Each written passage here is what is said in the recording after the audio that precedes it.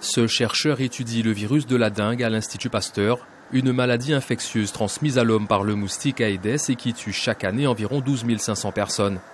Commercialisé fin 2015, le vaccin contre la dengue n'est que partiellement efficace sur un public âgé de 9 à 45 ans.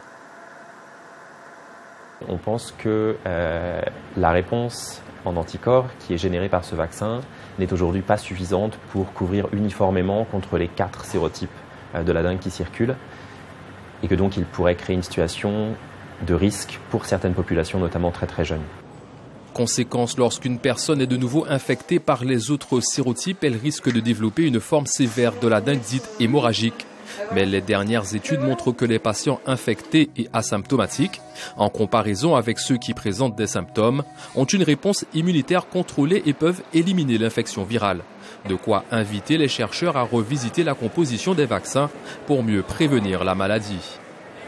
Il y a beaucoup d'efforts, plein d'approches différentes. Nous, on pense ce qui est important, c'est de combiner à la fois une réponse qui génère des anticorps pour protéger pour bloquer le virus, mais aussi une réponse cellulaire, c'est-à-dire une réponse qui va détruire les cellules qui sont infectées par le virus et ainsi l'empêcher de prendre des proportions d'une infection, empêcher que l'infection prenne des proportions très importantes. Si les essais cliniques chez l'homme peuvent débuter dans 1 à 2 ans, il faudra tout de même attendre 5 voire 10 ans avant la commercialisation d'un nouveau vaccin contre le virus de la dengue.